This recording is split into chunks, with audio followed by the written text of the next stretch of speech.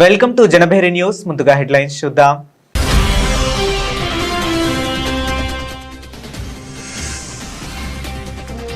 ధరల మంటపై RBI governor అప్రమత్తత. రాబోయే రోజుల్లో ఆహార, ఇంధన ధరల ప్రభావంపై హెచ్చరిక.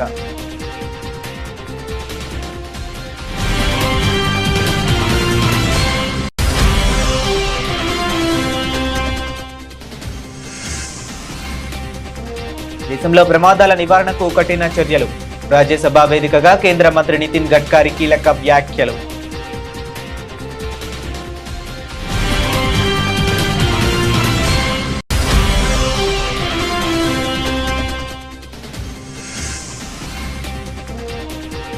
తమిళనాడు బడ్జెట్లో ఆధ్యాత్మికతకు పెద్దపీట.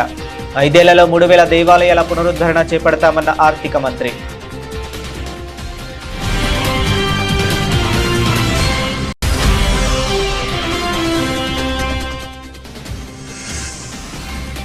ఆర్టికల్ 370 రద్దుతోనే జమ్మూ కాశ్మీర్ భారత్లో అంతర్భాగమైంది. బీజేపీ ఎంపీ నిషికాంత్ దూబే కీలక వ్యాఖ్యలు.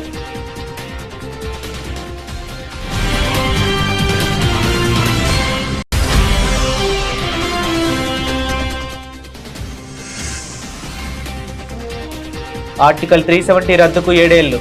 అనంతనాగ్, శ్రీనగర్లలో భారీ తిరంగ ర్యాలీలు.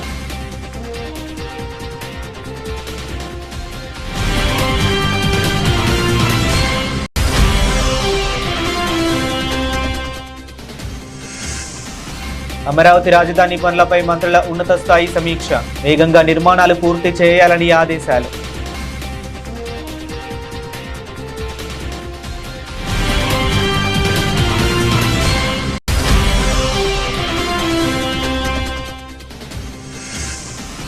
మనుగూరు పీకేఓసీ 2 బొగ్గు బ్లాక్ వేలంలో సింగరేణికి దక్కడం శుభ పరిణామం. కేంద్ర మంత్రి కిషన్ రెడ్డి హర్షం.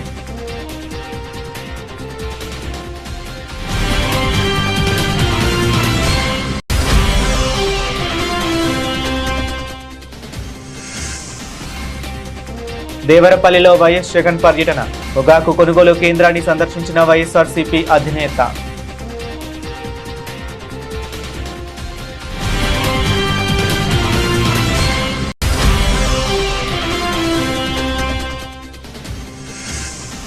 తెలంగాణ ప్రాజెక్టుల అనుమతులు రద్దు చేసే ధైర్యం ఏపీకి ఎక్కడిది?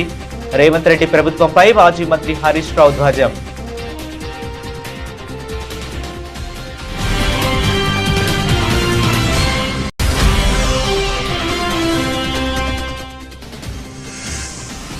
మేనేజ్మెంట్ కోటాలో సీట్లు ఉంటాయని, కానీ మంత్రులు ఉంటారని ఇప్పుడే తెలిసింది. పెమ్మసానిపై అరకు ఎంపీ తనుజారాణి సంచలన వ్యాఖ్యలు.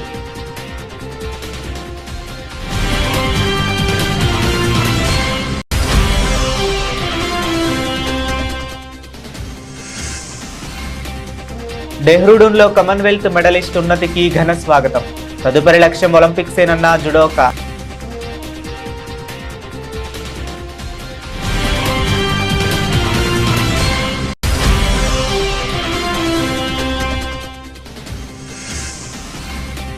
తులం బంగారంపై ఏకంగా 1750 పెరుగుదల. రికార్డు స్థాయికి చేరుకున్న పసిడి ధరలు.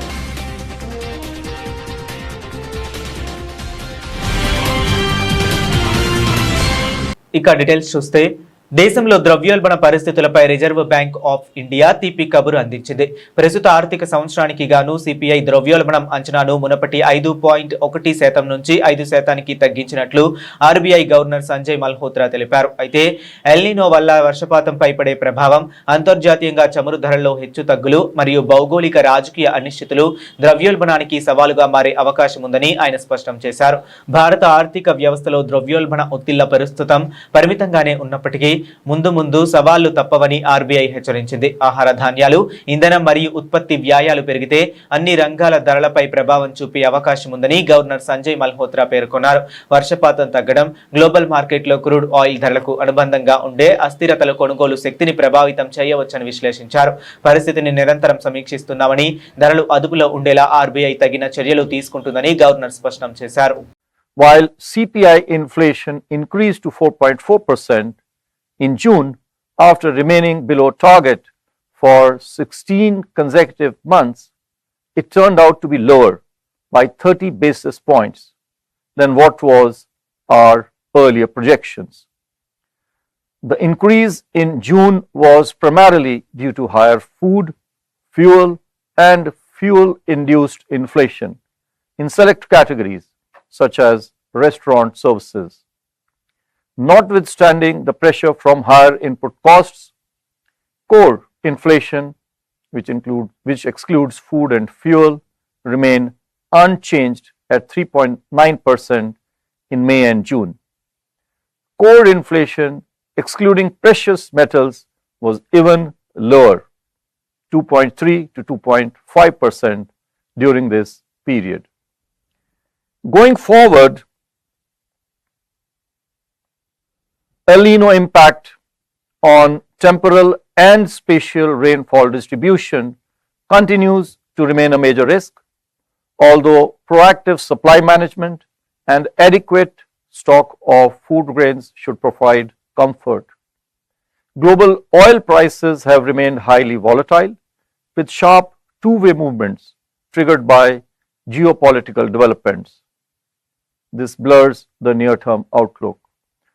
Although generalized inflation pressures continue to remain modest so far, the risks of second-round impact of higher food, fuel, and other input prices translating to broad-based inflation persist. After considering all factors, CPI inflation for this year is now projected to be 5%, 10 basis lower than our earlier projections, with Q2 at 4.7, Q3 at 5.9, and Q4 at 5.5%.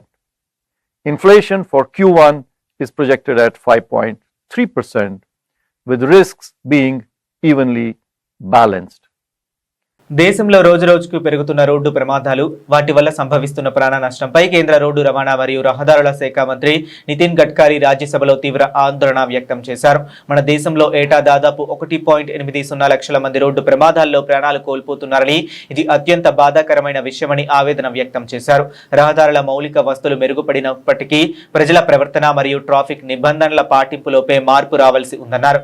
రాజ్యసభలో road భద్రతపై స్పందించిన కేంద్ర మంత్రి నితిన్ గడ్కరీ సభకు కీలక గణాంకాలను వివరించారు. ప్రమాదాల వల్ల ఏటా వేలాది కుటుంబాలు వీధిన పడుతున్నాయని, యువత ఎక్కువగా ప్రాణాలు కోల్పోతుండడం దేశానికి కూడా తీరని లోటని పేర్కొన్నారు. ప్రభుత్వం తరపున బ్లాక్ స్పాట్స్ నిర్మూలన, అత్యవసర వైద్య సదుపాయాలు మరియు రహదారుల ఇంజనీరింగ్ లోపాలను సరిదిద్దేందుకు చర్యలు తీసుకుంటున్నామని స్పష్టం చేశారు. In our country, we are highest in the accidents, and particularly it is really a very painful thing that every year we have 1,80,000 deaths. There are lot of reasons. That is with the automobile engineering, we have taken all the measures for that. Road engineering, we have taken the measure. The third is enforcement of law. Already a new act is already there. The most important thing is the behavior of the human being. That is to be important thing. And regarding the reference of honorable member about the driver, in our country we need a good training for the driver. The government has decided to open driving training school in the whole part of the country. We are already giving permission to 300 driving schools. We have the shortage of 22 lakh drivers in the country, and now this is the time.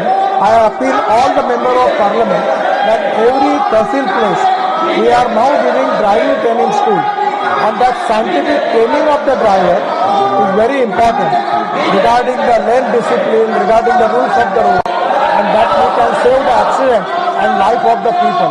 So we are giving priority for that, and that training given to the drivers, and so that there will be already some qualitative change is there. Your valuable suggestion is anywhere related with the subject, all welcome, we will consider that. Tamil Nadu రాష్ట్రంలో ప్రాచీన ఆలయాల పరిరక్షణ, ఆధ్యాత్మిక సాంప్రదాయాల పునరుజ్జీవనానికి ప్రభుత్వం మరో భారీ అడుగు వేసింది. రాబోయే 5 ఏళ్ల కాలంలో రాష్ట్ర వ్యాప్తంగా 3,000కు పైగా దేవాలయాలను పునరుద్ధరించనున్నట్లు తమిళనాడు ఆర్థిక మంత్రి బడ్జెట్ ప్రసంగంలో సంచలన ప్రకటన చేశారు. దీంతో పాటు 250 ఆలయ కోనేర్లను, 75 ఉత్సవ రథాలను పునర్నిర్మించి అత్యంత అంగరంగ వైభవంగా సిద్ధం చేయబోతున్నట్లు వెల్లడించారు. తమిళనాడు శాసనసభలో బడ్జెట్ ప్రవేశపెడుతూ ఆర్థిక మంత్రి ఆలయాల సంరక్షణపై ప్రత్యేక ప్రత్యేక దృశ్యం ఆవిష్కరించారు. రాష్ట్రంలోని ప్రాచీన చారిత్రాత్మక దేవాలయాలు తమ వైభవాన్ని కోల్పోకుండా చూసేందుకు భక్తులకు మెరుగైన మౌలిక వస్తువులు కల్పించేందుకు ప్రభుత్వం ఈ నిర్ణయం తీసుకుంది. గతంలో ఉన్న ఆలయాలను సుందరీకరించడంతో పాటు శిథిలావస్థకు చేరుకున్న 75 ఉత్సవ రథాలను శాస్త్రీయ పద్ధతిలో మరమ్మతులు చేపట్టాలన్నారు. నూతన అలాగే నీటి కొరత నివారణకు ఆధ్యాత్మిక పవిత్రతకు నిలయమైన 250 ఆలయ పుష్కరణులు లేదా కోనేరులలో పూడికతీత మరియు పునరుద్ధరణ పనులు వేగవంతం చేయనున్నట్లు స్పష్టం చేశారు. ప్రభుత్వ నిర్ణయంతో తమిళనాడు వ్యాప్తంగా ఉన్న భక్తజనం అర్చక సమాజం హర్షం వ్యక్తం చేస్తుంది. இந்த அரசு எதிர்வரும் 5 ஆண்டுகளில் 3000 திருக்கோயிலுக்கு திருப்பணி செய்து விழா நடத்திடும். 250 திருக்குளங்கள் மற்றும் 75 மரத்தேர்களை சீரமைக்கும் திட்டமிட்டு உள்ளது. மேலும் பக்தர்கள் அதிக அளவில் வரும் திருக்கோயில்களில் அவர்களின் அவசிய தேவைகளை பூர்த்தி செய்யும் வகையில் பாதுகாப்பான குடிநீர், கழிவறைகள், குளியல் அறைகள், தங்கும் விடுதிகள் உள்ளிட்ட அடிப்படை வசதிகள் மேம்படுத்தவும் திட்டமிட்டு உள்ளது. திருக்கோயிலில் மேனேஜ்மெண்ட் ட்ரஸ்டீஸ் அப்பாயின்மெண்ட்டை முக்கியத்துவத்தை உணர்ந்த இந்த அரசு பொறுப்பேற்றவுடன் முக்கிய குறுகிய காலத்தில் வேகமாக 9205 திருக்கோயில்களுக்கு அருங்காவலர் அறிவிப்பு வெளியிட்டு அருங்காவலர்களை நியமனம் செய்து நடவடிக்கை எடுத்து வருகிறது. 418 கோடி ரூபாய் அரசு நிதி ஒதுக்கீட்டில் 1000 ஆண்டுகள் பழமையான 213 திருக்கோயில்களை சீரமைத்து பாதுகாக்கும் பணிகள் நடைபெற்று வருகின்றன. மேலும் இத்துறையில் பல்வேறு கட்டமைப்பு சீர்திருத்தங்கள் மேற்கொண்டு வரும் இந்த அரசு திருக்கோயிலின் அசையும் மற்றும் அசையா சொத்துக்களை பாதுகாப்பதிலும் தனி கவனம் செலுத்தி வருகிறது. இந்த திருத்த வரவு செலவு திட்ட மதிப்பீடுகளில் இந்து சமய அறநிலைத்துறைக்கு 708 கோடி ரூபாய் ஒதுக்கீடு செய்யப்படுகிறது. ఆర్టికల్ 370 రద్దు మరియు జమ్మూ కాశ్మీర్ విలీనంపై బీజేపీ ఎంపీ నిషికాంత్ దుబే పార్లమెంట్లో సంచలన వ్యాఖ్యలు చేశారు. ఆర్టికల్ 370ని రద్దు చేసిన తర్వాతే జమ్మూ కాశ్మీర్ భారతదేశంలో పరిపూర్ణమైన అంతర్భాగంగా మారిందని ఆయన స్పష్టం చేశారు. ఒకే దేశం ఒకే రాజ్యాంగం అనేది తమ సిద్ధాంతపరమైన పోరాటమని 2019లో ఆర్టికల్ 370ని రద్దు చేయడం ద్వారా ఆ లక్ష్యాన్ని నెరవేర్చామని ఆయన వెల్లడించారు. కాంగ్రెస్ విధానాలపై ఎంపీ నిషికాంత్ దుబే తీవ్ర స్థాయిలో ధ్వజమెత్తారు. గతంలో కాంగ్రెస్ అవలంబించిన తప్పుడు విధానాల వల్లే కాశ్మీర్లో ప్రత్యేక ప్రతిపత్తి సమస్య తలెత్తిందన్నారు. చివరికి నేషనల్ కాన్ఫరెన్స్ నేత షేక్ అబ్దుల్లా కూడా కాంగ్రెస్ వైఖరి నచ్చక ఆర్టికల్ 370కి వ్యతిరేకంగా ఉన్నారని గుర్తు చేశారు. దశాబ్దాలుగా ఉన్న వివాదానికి ముగింపు పలుకుతూ ప్రధాని నరేంద్ర మోదీ నాయకత్వంలోని ప్రభుత్వం 2019లో చారిత్రాత్మక నిర్ణయం తీసుకుందని, దేశమంతటా ఒకే రాజ్యాంగాన్ని అమలు చేసి భారత సార్వభౌమత్యాన్ని కాపాడిందని దుబే కొనియాడారు. जिस नारे के साथ जनसंघ और उसके बाद भारतीय जनता पार्टी ने अपनी विचारधारा की लड़ाई लड़ी, वो विचारधारा की लड़ाई ये थी कि इस देश में एक ही विधान रहेगा, एक ही निशान रहेगा और एक ही संविधान रहेगा. और उसके लिए हमने इंतजार किया 2019 तक. लड़ाई लड़ते रहे.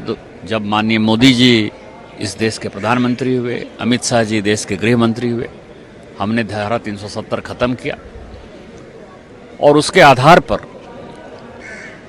आज जो है जम्मू कश्मीर भारत का अभिन्न अंग है. यदि इनको किसी चीज के लिए लड़ाई करना चाहिए, झगड़ा करना चाहिए, धरना करना चाहिए, प्रदर्शन करना चाहिए, तो ये जो 5 अगस्त है, ये 5 अगस्त से लेके 9 अगस्त तक 5 अगस्त से लेके 9 अगस्त तक 1953 में शेख अब्दुल्ला साहब कैसे जेल गए, शेख अब्दुल्ला के जो सबसे विश्वस्त सहयोगी थे गुलाम बख्शी साहब, उसको कांग्रेस ने कैसे तोड़ा, और वर्षों तक जो है जम्मू कश्मीर का जो आवाम है वो कैसे शेख अब्दुल्ला साहब के साथ लड़ता रहा. उसके लिए कांग्रेस को गाली देनी चाहिए कि दो तरफा दोगली राजनीति जो कांग्रेस का पार्ट रहा है उसका क्या हिस्सा है कि एक तरफ वो शेख अब्दुल्ला साहब को चढ़ाते रहे, बढ़ाते रहे, 370 देते रहे, और दूसरी तरफ शेख अब्दुल्ला साहब जेल कैसे जाएं इसकी भूमिका बनाते रहे. जो वहां का संविधान बना, सो कॉल्ड संविधान जो कांग्रेस की देन है, आपको पता है कि शेख अब्दुल्ला साहब उसके सदस्य नहीं थे, उसमें उनका साइन नहीं है, तो वो खुद ही धारा 370 के खिलाफ थे. జమ్మూ కాశ్మీర్ కు ప్రత్యేక ప్రతిపత్తిని కల్పించే ఆర్టికల్ 370ని రద్దు చేసి 7 ఏళ్లు పూర్తయిన సందర్భంగా జమ్మూ కాశ్మీర్ లోయలో త్రివర్ణ పతాకాలు రెపరెపలాడాయి. ఈ సందర్భంగా బీజేపీ ఆధ్వర్యంలో శ్రీనగర్ తో పాటు అనంతనాగ్లలో భారీ తిరంగా ర్యాలీలను నిర్వహించారు. వందలాది మంది బీజేపీ కార్యకర్తలు స్థానికుల చేతుల్లో జాతీయ జెండాలను పట్టుకుని భారత్ మాతాకి జై నినాదాలతో ర్యాలీల్లో ఉత్సాహంగా పాల్గొన్నారు. ఆర్టికల్ 370 రద్దు తర్వాత జమ్మూ కాశ్మీర్ లో శాంతి భద్రతలు మెరుగుపడ్డాయని, అభివృద్ధి పరుగులు తీస్తుందని బీజేపీ నాయకులు ఈ సందర్భంగా పేర్కొన్నారు. ఒకప్పుడు ఉద్రిక్తతలకు నిలయమైన ఉన్న అనంతనాగ్, శ్రీనగర్ వీధుల్లో నేడు ప్రజలు స్వచ్ఛందంగా జాతీయ జెండాలతో ర్యాలీలు నిర్వహించడం మారుతున్న కాశ్మీర్ రూపురేఖలకు నిదర్శనమని స్పష్టం చేశారు. 7 ఏళ్ల క్రితం ప్రభుత్వం తీసుకున్న చారిత్రాత్మక నిర్ణయంతో కాశ్మీర్ ప్రజలు దేశ ప్రధాన స్రవంతిలో భాగమయ్యారని, ఉగ్రవాదం అంతమై పర్యాటకం, ఆర్థిక ప్రగతి శరవేగంగా పుంజుకుంటున్నాయని ర్యాలీలో పాల్గొన్న నేతలు హర్షం వ్యక్తం చేశారు. రాజధాని అమరావతి నిర్మాణ పనులను పునః ప్రారంభించి వేగవంతం చేసే దిశగా ఆంధ్రప్రదేశ్ ప్రభుత్వం కసరత్తు వేగవంతం చేసింది. ఇందులో భాగంగా పురపాలక శాఖ మంత్రి పి నారాయణ, హోంమంత్రి వంగలపూడి అనిత మరియు చిన్న తరహా పరిశ్రమల శాఖ మంత్రి కొండపల్లి శ్రీనివాసులు ఉన్నతాధికారులతో కలిసి అమరావతి రాజధాని పనులపై సుదీర్ఘ సమీక్ష నిర్వహించారు. రాజధాని అమరావతి అనేది కేవలం పరిపాలనా కేంద్రం మాత్రమే కాదని, అది మొత్తం ఆంధ్రప్రదేశ్ రాష్ట్ర ఆత్మగౌరవానికి, ప్రగతికి ప్రతీక అని హోంమంత్రి అనిత ఈ సందర్భంగా స్పష్టం చేశారు. అమరావతిని ప్రపంచ స్థాయి నగరంగా తీర్చిదిద్దడమే ప్రభుత్వ లక్ష్యమని, ప్రజా రాజధానిగా అమరావతి రూపుదిద్దుకునేందుకు అన్ని శాఖలు సమన్వయంతో పనిచేయాలని మంత్రులు సూచించారు. రాజధాని పనుల పునరుద్ధరణతో అమరావతి ప్రాంతం మళ్ళీ అభివృద్ధి కళ సంతరించుకుంది.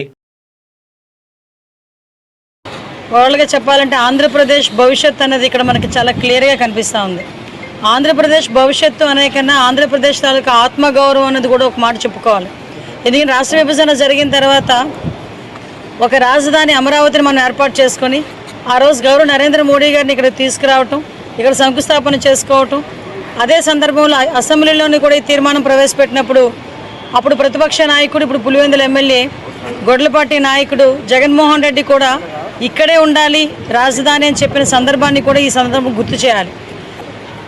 నేను గత 10 సంవత్సరాలుగా అమరావతి నిర్మాణం అనేది చాలా సార్లు మనం చూసుకోవడం జరిగింది. నేను క్యాబినెట్లో కూడా దీని గురించి ప్రస్తావించినప్పుడు అనేక అంశాలు ఇక్కడ ప్రస్తావించడం జరిగింది. అడ్మినిస్ట్రేషన్ బ్లాక్ అని ఒక ఏరియా అంతా కూడా అడ్మినిస్ట్రేషన్ పెట్టడం, అలాగే క్వాంటమ్ ఎడ్యుకేషన్ వ్యాలీ అని కొంత పెట్టడం, అలాగే మెడికల్ సైడ్ ఒక కొంత బ్లాక్ పెట్టడం, అలాగే క్వాంటమ్ వ్యాలీకి కొంత బ్లాక్ పెట్టడం, ఒక వరల్డ్ క్లాస్ సిటీ నిర్మాణానికి ఏ రకంగా ప్లాన్ చేశారనేది ప్రత్యక్షంగా నేను డిస్ప్లేస్గా చూడడం జరిగింది.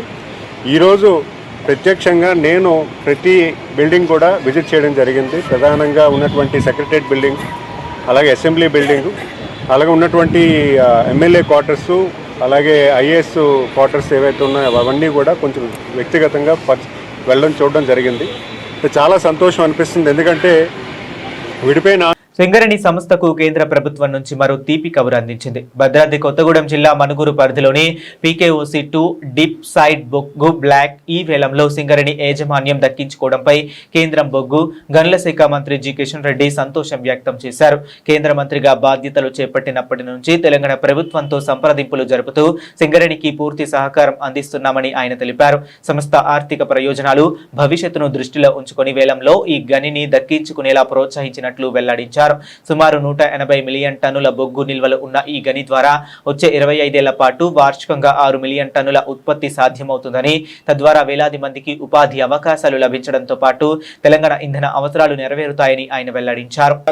నిన్న సింగరేణికి రావడం జరిగింది. నేను కోల్ మంత్రి అయిన తర్వాత రాష్ట్ర ప్రభుత్వంతో అనేక సార్లు చర్చించి, మీరు ఆక్షన్ లో పాల్గొన్నట్లయితే అన్ని రకాలుగా బాగుంటుంది, కేంద్ర ప్రభుత్వం తరఫున ప్రత్యేకంగా నా తరఫున అన్ని రకాల సహాయ సహకారాలు సింగరేణికి అందిస్తాము.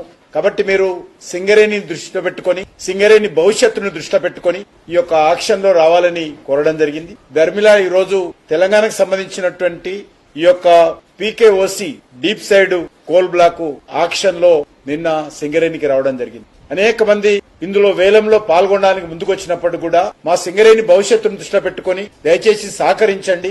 ఇప్పటికే సింగరేణి కష్టాల్లో ఉంది, ఇబ్బందుల్లో ఉంది, అప్పులపాలైంది, ప్రొడక్షన్ తగ్గింది, జీతాలు ఇవ్వలేనటువంటి పరిస్థితుల్లో మేము బ్యాంకులలో ఓడి తెచ్చుకుని జీతాలు ఇవ్వాల్సిన పరిస్థితి ఏర్పడింది అని చెప్పి అనేక మందితో మాట్లాడిన తర్వాత అందరూ కూడా పెద్ద మనసుతో సహకరించడం జరిగింది. తద్వారా ఈ రోజు సింగరేణికి ఈ కోల్ బ్లాక్ అలాట్మెంట్ కావడం, వరుసగా ఇది 3వ కోల్ బ్లాక్ అని ఈ సందర్భంగా మనం చేస్తున్నాం. మొదట నైని కోల్ బ్లాక్ ఒరిస్సాలో ఇవ్వడం, ఆ తర్వాత అత్యధికమైనటువంటి పెద్ద కోల్ బ్లాక్ తాడిచెర్ల 2 సింగరేణికి ఇవ్వడం, నిన్నటి రోజు ఈ మణిగూరు పీకేఓసి 3 బ్లాకులు రావడము సింగరేణి కార్మికుల్లో ఒక విశ్వాసం వచ్చింది. ఏదైతే ఈ రోజు ఉత్పత్తి లేకుండా ఇబ్బందుల్లో ఉన్నటువంటి సింగరేణికి ఒక కొత్త ఆశ మళ్లీ చిగురించిందని సందర్భంగా మనం చేస్తా ఉన్నాం.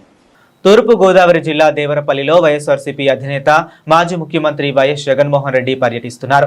పర్యటనలో భాగంగా కార్యకర్తలు, అభిమానుల కోలాహలం మధ్య భారీ ర్యాలీగా ఆయన దేవరపల్లిలోని పొగాకు కొనుగోలు కేంద్రానికి చేరుకున్నారు. అక్కడ జరుగుతున్న పొగాకు వేలం పాటలు, కొనుగోళ్ల తీరును ఆయన దగ్గరుండి క్షుణ్ణంగా పరిశీలిస్తున్నారు. కాసేపట్లో పొగాకు రైతులతో వైఎస్ జగన్ ముఖాముఖి నిర్వహించి వారికి అందుతున్న మద్దతు ధర మరియు ఎదుర్కొంటున్న సమస్యలపై నేరుగా మాట్లాడనున్నారు. పొగాకు రైతులకు మద్దతు ధర లభించక ఇబ్బందులు పడుతున్నారు సమాచారంతో క్షేత్రస్థాయి పరిస్థితులను తెలుసుకునేందుకు వైఎస్ జగన్ దేవరపల్లి పర్యటన చేపట్టారు. వేలం కేంద్రానికి చేరుతున్న ఆయనకు రైతులు, పార్టీ శ్రేణులు ఘన స్వాగతం పలికాయి. కొనుగోలు కేంద్రంలో గ్రేడింగ్ ప్రక్రియను, వ్యాపారులు ఇస్తున్న ధరలను ఆయన పరిశీలించారు. అనంతరం పొగాకు రైతులతో నిర్వహించబోయే ముఖాముఖి కార్యక్రమంలో రైతులకు ఎదురవుతున్న కష్ట నష్టాలను, వ్యాపారుల సిండికేట్ వేధింపులను అడిగి తెలుసుకోనున్నారు. రైతులకు గిట్టుబాటు ధర దక్కేలా ప్రభుత్వంపై ఒత్తిడి తెచ్చేందుకు వైఎస్ఆర్సీపీ తరపున చేపట్టాల్సిన చర్యలపై రైతులతో చర్చించారు. ఈ తల్లి నేను అడుగుతా ఉన్నా,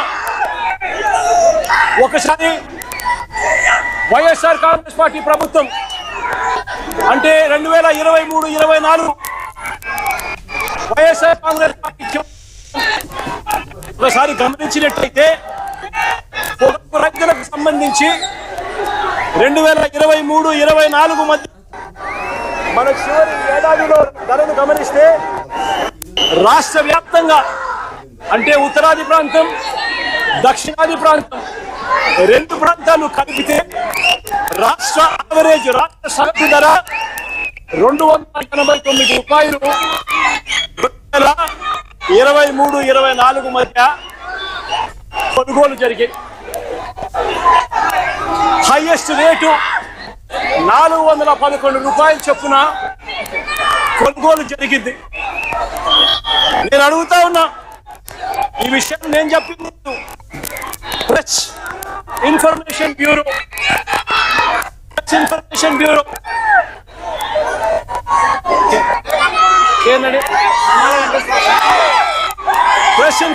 బ్యూరో 2025 జనవరి 1న అఫీషియల్ గా ప్రెస్ ఇన్ఫర్మేషన్ బ్యూరో అఫీషియల్ గా 2025 చంద్రబాబు నాయుడు గారు ముఖ్యమంత్రిగా ఉంటుండగా జనవరి 1వ తారీఖున అఫీషియల్ గా రిలీజ్ చేసింది. ఆ ప్రెస్ నోట్ లో చెప్పిన ఫిగర్ ఇవి.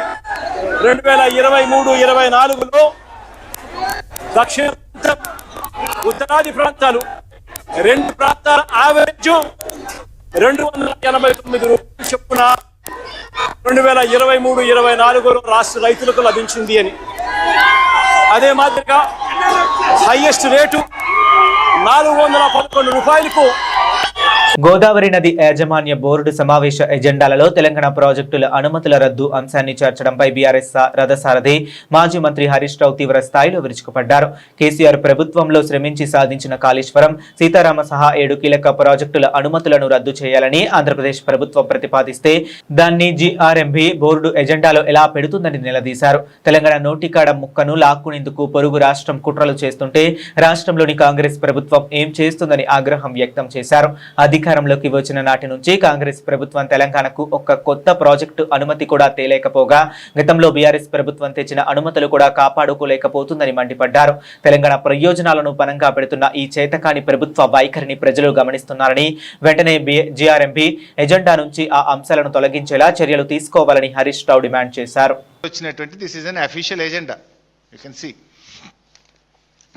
ఇందులో చాలా అంశాలు ఉన్నాయి, కానీ నేను కొన్ని అంశాలు రాష్ట్రానికి తీవ్రంగా నష్టం చేసేటువంటి కొన్ని అంశాలు నేను మాట్లాడదలుచుకున్నా.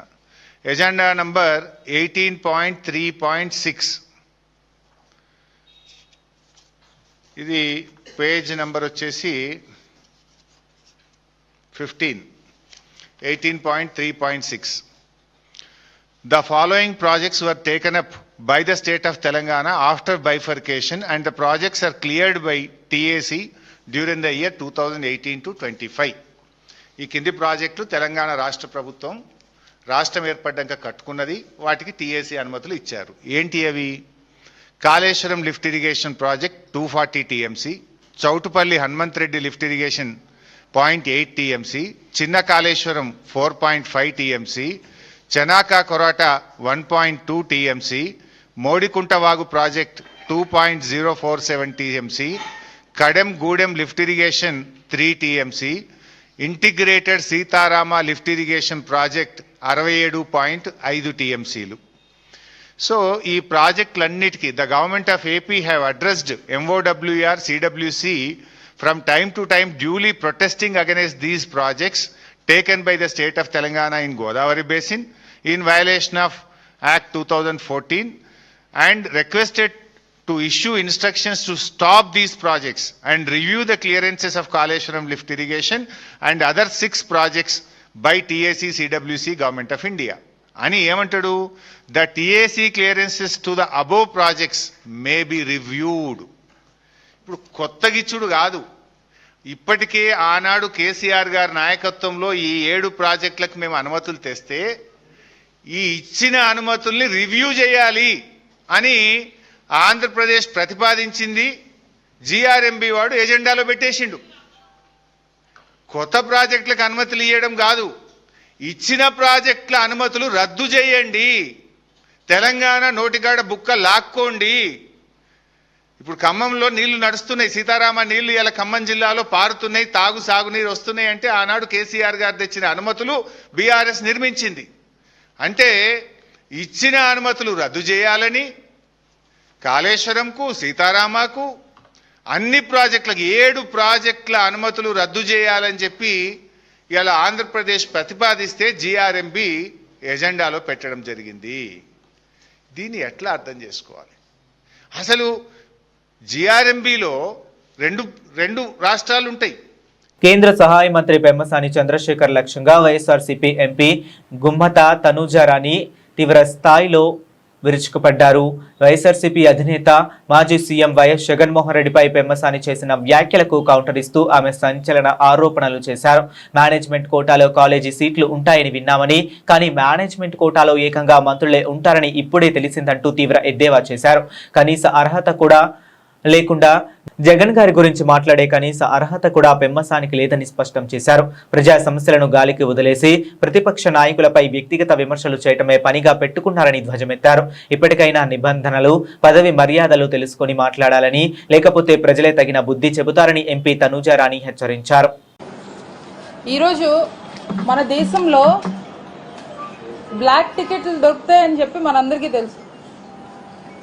మేనేజ్మెంట్లో సీట్లు కూడా, కాలేజ్లో సీట్లు దొరుకుతాయని మనకు తెలుసు.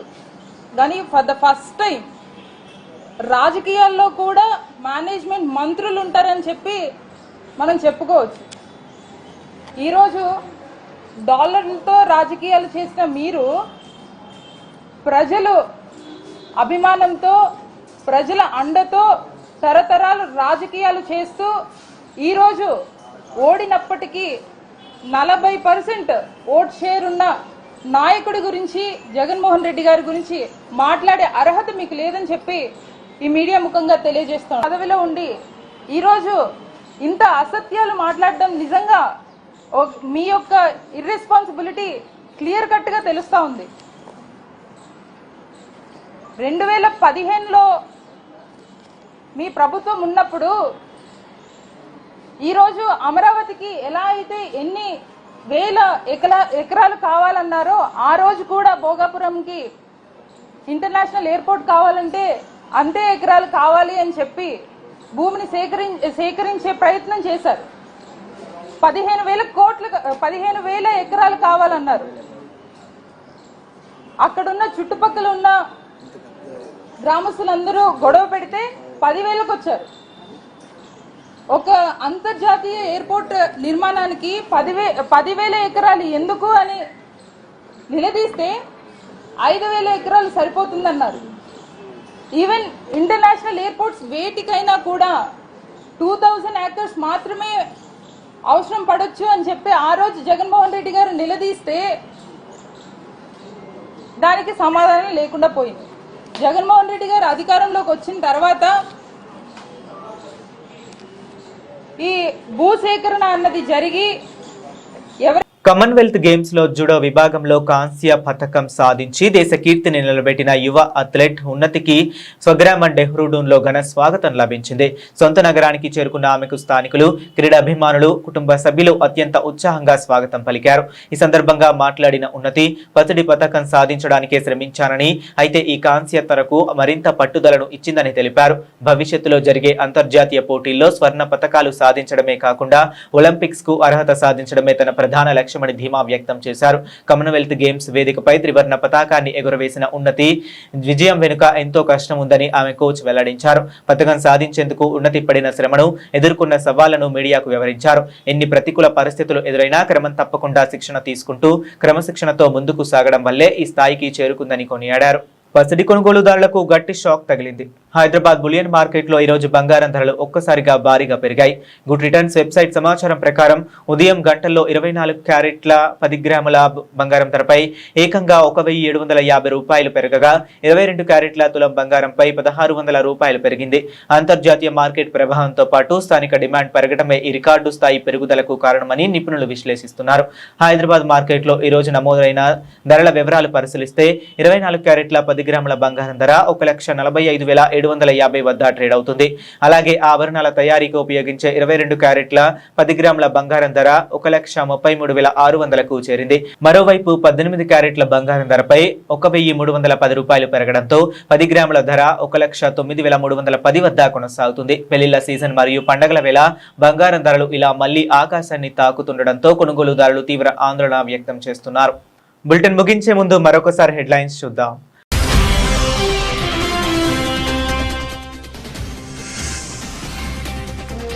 ధరల మంటపై ఆర్బీఐ గవర్నర్ అప్రమత్తత, రాబోయే రోజుల్లో ఆహార, ఇంధన ధరల ప్రభావంపై హెచ్చరిక.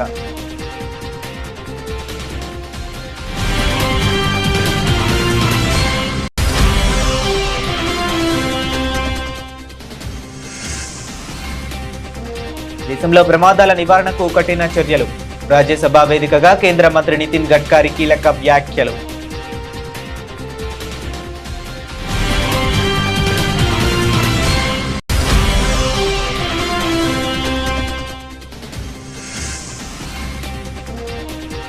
తమిళనాడు బడ్జెట్లో ఆధ్యాత్మికతకు పెద్దపీట, 5 ఏళ్లలో 3000 దేవాలయాల పునరుద్ధరణ చేపడతామన్న ఆర్థిక మంత్రి.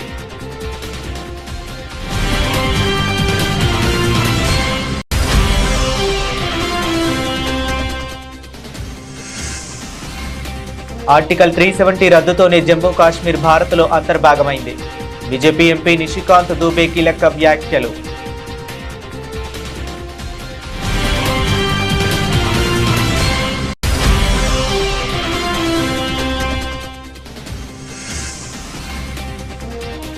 ఆర్టికల్ 370 రద్దుకు 7 ఏళ్లు, అనంతనాగ్, శ్రీనగర్లలో భారీ తిరంగ ర్యాలీలు.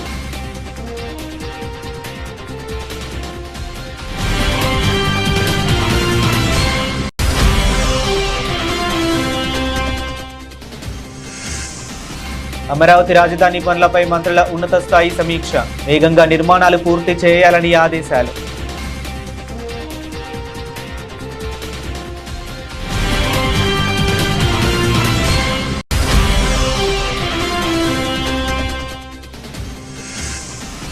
మనుగూరు పీకేఓసీ 2 బొగ్గు బ్లాక్ వేలంలో సింగరేణికి దక్కడం శుభ పరిణామం, కేంద్ర మంత్రి కిషన్ రెడ్డి హర్షం.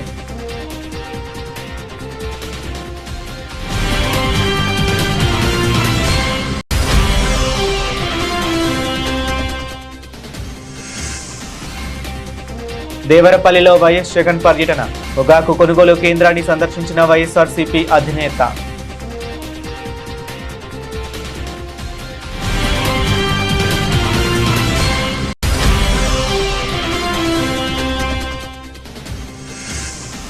తెలంగాణ ప్రాజెక్టుల అనుమతులు రద్దు చేసే ధైర్యం ఏపీకి ఎక్కడిది, రేవంత్ రెడ్డి ప్రభుత్వంపై మాజీ మంత్రి హరీష్ రావు ధ్వజం.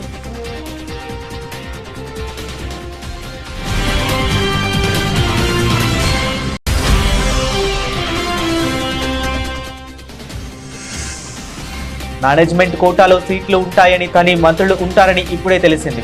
పెమ్మసానిపై అరకు ఎంపీ తనుజారాణి సంచలన వ్యాఖ్యలు.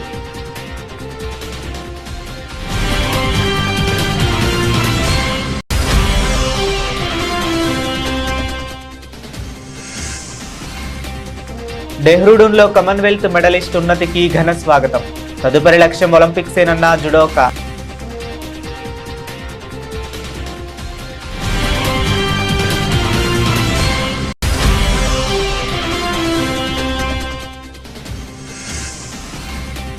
తులం బంగారంపై ఏకంగా 1750 పెరుగుదల. రికార్డు స్థాయికి చేరుకున్న పసిడి ధరలు.